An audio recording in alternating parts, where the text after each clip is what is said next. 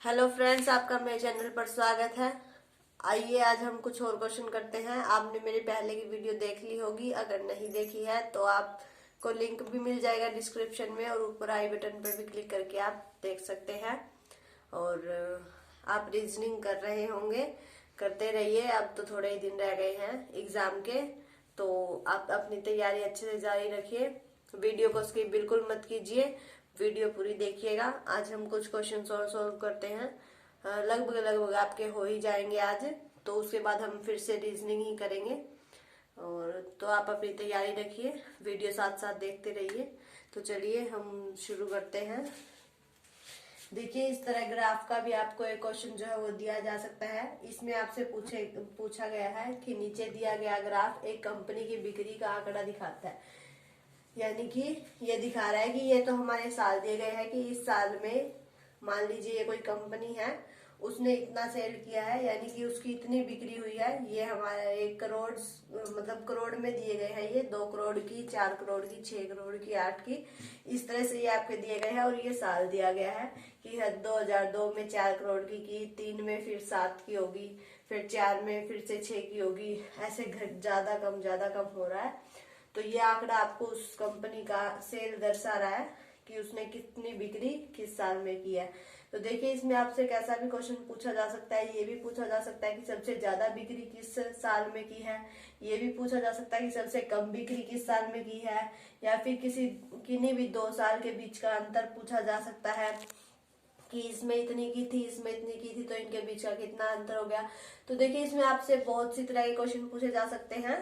तो जो क्वेश्चन मैंने लिया है, इसमें आपसे पूछा गया है कि 2002 और 2006 में बिक्री का अंतर हमें बताना है। कि जो 2002 में हमें बिक्री दी गई है और 2006 में बिक्री दी गई है, तो हमें इसमें अंतर बताना है कि इनमें कितना अंतर है। तो देखिए, जो हमारी 2002 में बिक्री थी वो कितनी थी? 2002 में बिक्री थी कितनी थी? 4 करोड़ की है। ठीक है, ये देखिए, ये 4 के पास आ रही है, तो मतलब ये 4 करोड़ की है 2002 में। फिर इसने 2006 का पूछा है, तो देखिए 2006 की हमारी ये है। इसमें इसने कितनी बिक्री की? 8 करोड़ की। 2006 में कितनी की? 8 करोड़ की। ठीक है, तो देखिए, इसने इन दोनों के बीच का अंतर पूछा है। तो इसमें 8 करोड़ की और इसमें 4 करोड़ की। तो इसमें इसने कितना ज्यादा किया? 4 करोड़ का ज्यादा किया। तो 4 करोड़ जो है वो आपका आंसर हो जाएगा। तो इस तरह से आपसे इनका अंतर कितना हो गया? 4 करोड़ का। क्योंकि इस यहाँ पर तो इसने देखिए 4 करोड़ की थी, यहाँ पर 8 करोड़ की, तो इनका कितना अंतर हो गया? 4 करोड़ का अंतर हो गया। क्योंकि यहाँ पर तो 4 की थी और यहाँ पर 8 की थी, तो 4 करोड़ इसने फालतू किए। आपसे ये पूछा जाए कि सबसे ज्यादा बिक्री किस साल में की? 2005 में की। कितनी की? 10 करोड़ की। या फिर आगे पूछा जाए कि ये मतलब 6 करोड़ की बिक्री किस साल में की? 2004। तो मान लीजिए आपसे इस तरह के जो क्वेश्चन है वो पूछे जाएंगे, तो आपको बस ग्राफ देखना है और उसमें से ही आपको आंसर देना है। आपके क्वेश्चन ज्यादा टफ नहीं होंगे, फिर भी आपको अपनी तैयारी फुल रखनी चाहिए। तो देखिए, इस तरह का क्वेश्चन भी आपसे पूछा जा सकता है कि एक बहुतल के न्यूनतम पृष्ठ कितने होंगे। देखिए, इसने न्यूनतम पूछे यानी कि मिनिमम, कि कम से कम कितने होंगे, और बहुतल है।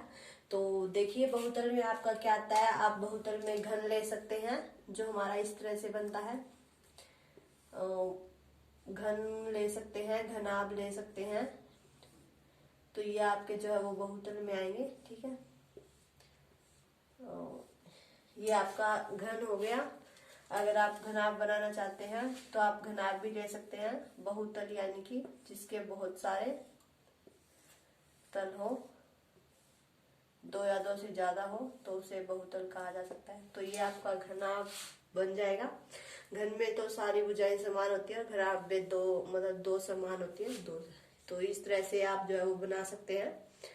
तो देखिए, इसमें बहुतल के न्यूनतम पृष्ठ पूछे हैं, तो इनमें आपको न्यूनतम बताने हैं, यानी कि कम से कम। तो कम से कम जो मान लीजिए हमारे ऊपर नीचे का लगा लीजिए और इधर और उधर का, कम से कम 4 तो होने ही होंगे। ज्यादा कितने भी हो सकते हैं, पीछे का, इस बाएं का, दाएं का, तो इस तरह से आपके ज्यादा भी हो सकते हैं। लेकिन इसने क्या पूछा है? इसने मिनिमम पूछा है, कम से कम पूछा है कि कम से कम कितने पृष्ठ होंगे, तो आपके कितने होंगे? 4 होंगे। ठीक है, तो और बहुतल पूछा है, और कुछ नहीं लेना आपको। बहुतल, बहुतल में आप घन ले सकते हैं, घनाभ ले सकते हैं, इस तरह के आप जो है वो ले सकते हैं 3D में। तो वो बहुतल में आएंगे आपके, 2D नहीं आएंगे, 2 डायमेंशनल नहीं आएंगे, 3 डायमेंशनल आएंगे। तो कम से कम पूछा है तो आपके 4 होंगे, और अगर ज्यादा पूछा जाए तो आप काउंट करके बता सकते हैं। तो इस तरह का क्वेश्चन भी आपके पेपर में आ सकता है। बहुतल देख के कंफ्यूज नहीं होना है। जो 3D होते हैं आपके, वो आपके बहुतल में काउंट होते हैं। देखिए क्वेश्चन में आपसे पूछा गया है कि यदि चमेली के पास कुल रुपए के 75% को खर्च करने के बाद 600 रुपए बचे हो तो शुरुआत में उसके पास कितनी राशि थी। तो देखिए आप इसे सॉल्व भी कर सकते हैं, वरना मैं आपको एक आसान तरीका बताती हूँ इसका। इसने क्या कहा है कि इसके पास कुल रुपए के 75% खर्च करने के बाद टोटल हमारा कितना होता है, 100% होता है। ठीक है, इसमें से इसने 75% खर्च कर दिया, तो इसमें से अगर हम ये माइनस कर दे तो हमारा कितना आ जाएगा, 25%। अब देखिए इसने क्या कहा है कि 25% जो है वो बचा है, मतलब बचा है इसके पास। तो 25% इसके पास जो है वो कितना बचा है, 600 रुपए बचे हैं। ठीक है, तो शुरुआत में उसके पास कितनी राशि थी। तो देखिए 25% 600 हो गया। ठीक है, अब 100% करना है हमें तो टोटल ही राशि बतानी है कि कितनी है, हमें इसका 100% करना है। 25% हमें पता है कितना है, 600 है, तो 100 करेंगे तो देखिए 25 के अगर हम 4 के साथ मल्टीप्लाई कर दें तो हमारा कितना हो जाएगा, 100% हो जाएगा। समझ रहे आप मेरी बात। तो देखिए अगर इसको भी हम 4 से मल्टीप्लाई कर दें तो हमारा आंसर आ जाएगा। तो ये आपका जो है वो राइट आंसर आप समझ गए। देखिए एक बार मैं फिर से बता देती हूँ। इसने कहा है कि यदि चमेली के पास कुल रुपए के 75% को खर्च करने के बाद 75% उसने खर्च कर दिया है, यानी कि मान लीजिए उसके पास 100 रुपए थे, उसमें से उसने 75% यानी कि 75 रुपए उसने खर्च कर दिए। तो उसके बाद उसके पास 600 बचे हो, तो शुरुआत में मान लीजिए उसके पास 100 रुपए थे, उसमें से उसने 75 रुपए खर्च कर दिए, तो उसके पास कितने बचे, 25 ही रुपए बचे। तो देखिए इसने क्या कहा कि मतलब 100 में से अगर उसने 75% माइनस कर दिया, मतलब इतना उसने खर्च कर दिया। ठीक है, तो उसके पास कितना बचा, 25% बचा है, और 25% यानी कि उसके पास पैसे कितने बचे हैं, 600 रुपए बचे हैं। तो अब देखिए यहाँ हमें 100% करना है, क्योंकि हमें तो कुल राशि बतानी है। अगर यहाँ हमें 100% करने के लिए क्या करना पड़ेगा, 4 से मल्टीप्लाई करनी पड़ेगी।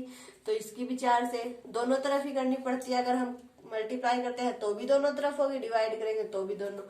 तो देखिए ये आपका 100% हो जाएगा, और ये 6 चौका 2400। तो ये आप इस तरह से आसानी से आप इसका आंसर जो है वो निकाल सकते हैं।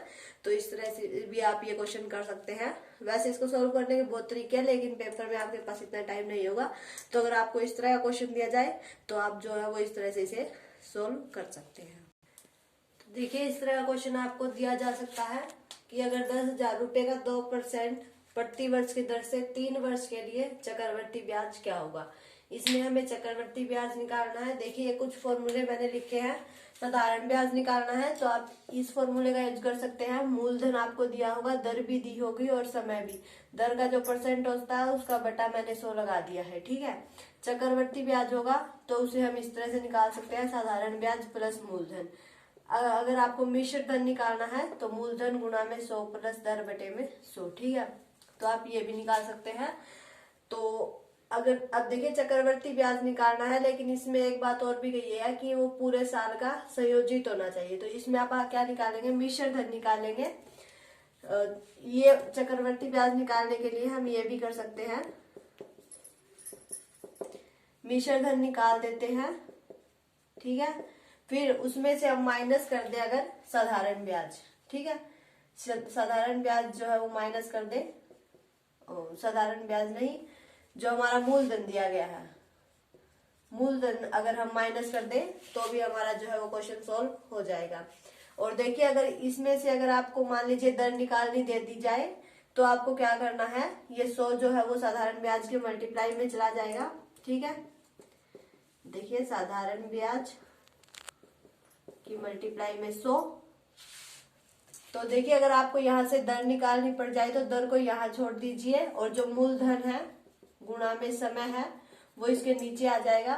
ठीक है, अगर आपको यहाँ समय निकालना हो तो आपका दर यहाँ आ जाएगा, और अगर आपको यहाँ पर मूलधन निकालना हो, यहाँ पर अगर आपको मूलधन निकालना हो, ठीक है, तो यहाँ पर आपका दर और समय आ जाएगा।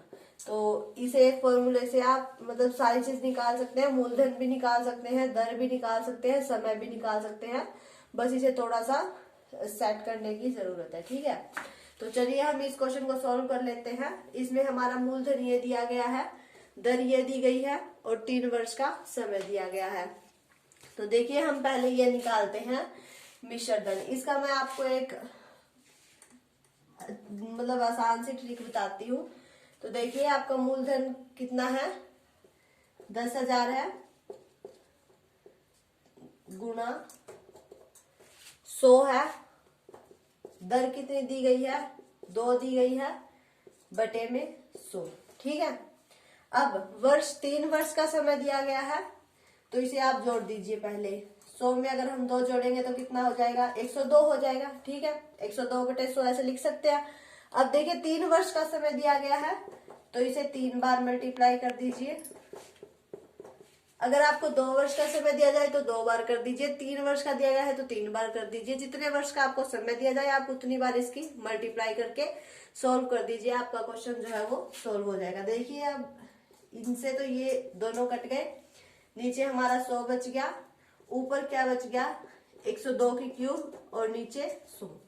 अब हमें 102 की जो है वो मल्टीप्लाई करनी है। जब आप इसकी 3 बार मल्टीप्लाई करेंगे तो आपका ये आएगा 10,612.08, ठीक है। बटे में आपका क्या आएगा, 100। ये 100 तो है ही, इसकी 100 जब हम 102 की 3 बार मल्टीप्लाई, 3 बार मीन्स 102 मल्टीप्लाई 102 मल्टीप्लाई, इस तरह से आपको इसकी 3 बार मल्टीप्लाई करनी है। आपका ये आ जाएगा, ठीक है। उसके बाद देखिए ये 2 0 है तो 2 के बाद पॉइंट हो जाएगा, तो ये हम खत्म कर सकते हैं। तो आपका ये आ गया है मिश्र धन। तो देखिए मैंने आपको बताया था कि चक्रवर्ती ब्याज के लिए मिश्र धन में से अगर हम मूलधन माइनस कर दें तो भी आ जाएगा। अब हमने मिश्र धन निकाल लिया, ये आसान था तो हमने इसी फॉर्मूले से निकाल लिया 0.08। मूलधन हमारा कितना है, 10,000 है, ठीक है। इसमें से जब हमने ये माइनस किया तो हमारा कितना बच गया, 612.08। तो ये आपका जो है वो आंसर हो जाएगा। तो इस तरह से भी आप जो है वो क्वेश्चन सोल्व कर सकते हैं। इसके लिए आपको स्क्वायर और क्यूब जो है वो ज्यादा से ज्यादा याद करने पड़ेंगे। आपको जितनी ज्यादा याद होगी आप उतनी जल्दी क्वेश्चन सोल्व कर सकते हैं। देखिए मूलधन था, दर, फिर समय के लिए क्या करना है, 3 वर्ष का है तो 3 बार गुना कर दी, 2 वर्ष का है तो 2 बार, फिर उसको काट दीजिए, जितना जहां तक सोल्व हो सके वहां तक सोल्व कर दीजिए, फिर उसमें से मूलधन माइनस कर दीजिए, आपका आंसर आ जाएगा, अगर क्वेश्चन आपको इस तरह से दिया हो तो देखिए आज हमने ये क्वेश्चन किए हैं। आप ऐसे क्वेश्चन जो है वो ट्राई करके देखिएगा, और जितने ज्यादा आप सोल्व करके देखेंगे आपकी प्रैक्टिस उतनी ही ज्यादा होगी और आपको क्वेश्चन में दिक्कत नहीं होगी। तो आप सारे क्वेश्चन कम से कम 2-2, 3-3 क्वेश्चन तो सोल्व करके देखिएगा, ताकि आपकी अच्छे से प्रैक्टिस हो जाए। और अगर आपको वीडियो अच्छी लगे तो इसे लाइक कीजिए, ज्यादा से ज्यादा शेयर कीजिए, और अगर आप मेरे चैनल पर नए हैं तो इसे सब्सक्राइब करके बेल आइकन दबा लें, ताकि आपको मेरे आने वाले वीडियो के नोटिफिकेशन मिलते रहे और आप अपने एग्जाम की तैयारी जारी रख सकें।